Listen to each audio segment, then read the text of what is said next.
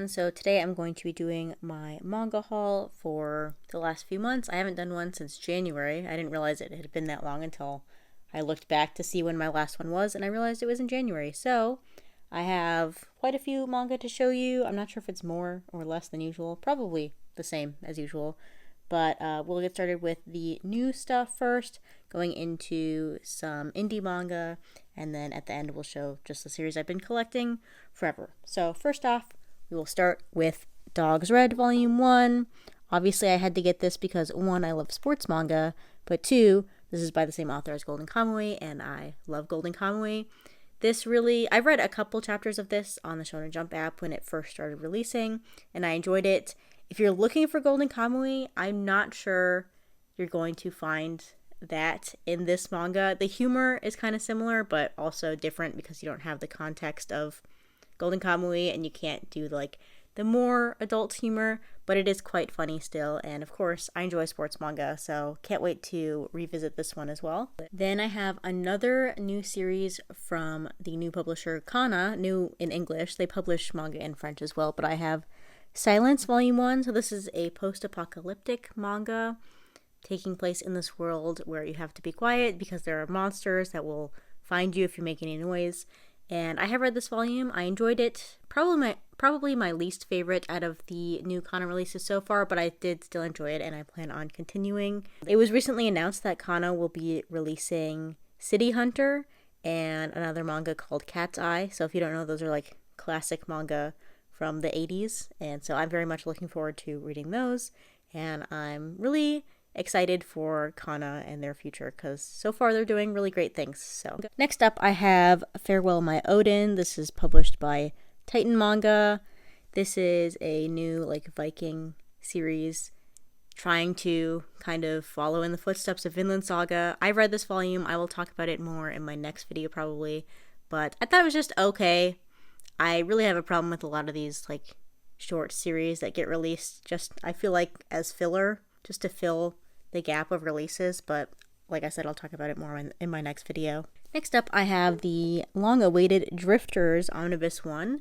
So this is by the same author as Hellsing. I will also talk about this in my next video. I haven't read this one yet though, but I do plan on reading it very soon. I loved Hellsing, so hopefully this is kind of like that. Obviously, I know it's not about vampires, but hopefully it kind of has the same vibes. We'll see. Speaking of classic manga, next up we have Pet Shop of Horrors, the Collector's Edition, Volume 1.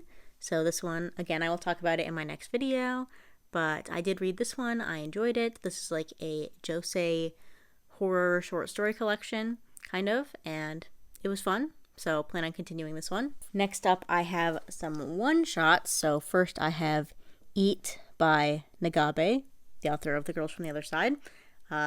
This has nothing to do with that and is not similar to that in any way, but I will be reading this during the one-shot readathon, so looking forward to that. And then I also have Hauntress. So this is an older horror manga by the author of Dragonhead, which I have read and I did not really like, but I'm hoping this one will be better. We'll see. All right, next up I have a big stack of manga from Glacier Bay. If you don't know, they are an indie manga publisher, and so they did a couple of Kickstarters. I think all of these are just from one Kickstarter. I can't remember, but they basically just sent me a bunch of stuff all at the same time, so I'm going to show them to you. Most of them are one-shots, but this one is not. This is Red Riding Hood's Wolf Apprentice, Final Testament to the Moon, Volume 2. That's a long title. But I haven't read the first volume of this. I think there's also a one-shot to start the series or something like that. But a lot of these Glacier Bay works I collect because I really want to support indie publishers, and then I kind of don't read them as quickly as I feel like I should. So this one, I don't know if this is complete or not, but I will definitely be reading it, hopefully soon. It will get read. And like I said, the rest of these are one-shots. So first up, we have, what is this called? The Strange and Funky Happenings Today. There we go. So don't know what this is about. I'm gonna let you know right now, I don't know what any of these are about. I just wanted to support an indie publisher, and I have enjoyed Glacier Bay's works in the past. So this is the first one. Then I have Children of Moo Town. So this was like an optional add-on. This was a series or a book they've released before, and then they reprinted it for this Kickstarter, so I got this. Then I have 100 Views of Reality. This one has like a dust jacket kind of. Next up is Seaside Beta. Next up is To the Sea. All of Glacier Bay works are really nice. Like, they feel nice to hold, but this one in particular feels really good. Oh, it has a like postcard or something. Let's see. I didn't know this had that in it. That's cool. And then it has like a dust jacket, or not dust jacket, a French flaps. And yeah, this release is really cool. Oh, and here's the end papers, although I guess they wouldn't really be called end papers in this case, but that's really cool. Can't wait to read this one. Finally, for this stack, we have The Other Side of the Clouds. Looks like this is a first volume. Oh, this one has more fun stuff in it. Let's see. Like an art card. Here's another one. Is there anything on the back of this one?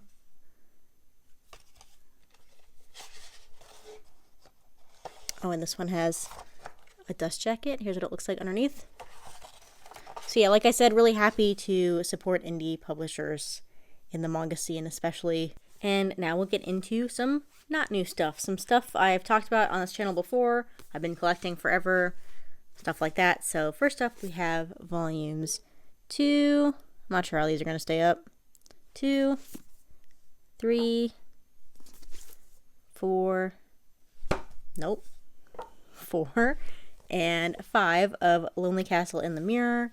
I talked about this in my last video, I think, my wrap up for the first 3 months of the year, and I definitely enjoyed this series. Then, miraculously, we have Cross Game Volume 2. So, I don't order from Crunchyroll anymore because they have annoyed me so much that I've stopped ordering from them, but they are one of the few places that you can back order stuff. So I do have one open order with them that's just like back orders of things that I don't even know if they're ever going to get reprinted, but just on the hopes that they do, I have that order and then I will get them if they get reprinted. And so I had this volume along with volume 6 of Cross Game and then a couple other things that I feel like are long shots to ever see. But this one, I was surprised one day I got charged from Crunchyroll and I was a little worried because they've charged me for stuff that I've canceled before, but this ended up showing up, so that's cool. Now I'm just missing volume 6. I'm hoping to read this year. I think I put it on my 2025 resolutions. So yeah, happy to have this volume. This is really weird because anytime I have gotten a volume of this, it feels like it's a new print, but the printing information in the back just shows that it's a first printing, so I don't really know what's going on with this. This one also, I don't know if you can tell on camera, but it almost looks yellowed, so I don't know what's going on, but I'm happy to have this. Next up, we have some obligatory vampires with hashtag DRCL Midnight Children Volume 4. I don't know how I haven't read this volume yet, but I think this volume finally introduces Jonathan Harker. The whole time I've been reading this, I'm like, where is Jonathan Harker? Because in the original novel, the opening part is with Jonathan Harker, so the whole time I've been wondering where he is in this adaptation, but he's right here. Next up, I have Kageki Shoujo Volume 13 with this delightfully pink cover. I haven't read this series in a while, but I have kind of been waiting for it to complete before I read it, so I have read through volume 7 or 8, something like that. I can't remember. It's been a while, but I did really enjoy what I read of this. Next up, I have a final volume. So this is Tokyo Revengers, volumes 29 through 31. I am currently reading the series. I am definitely enjoying it. I feel like I'm about to hit the part where people start complaining about how awful the ending is, so we'll see what I think of it.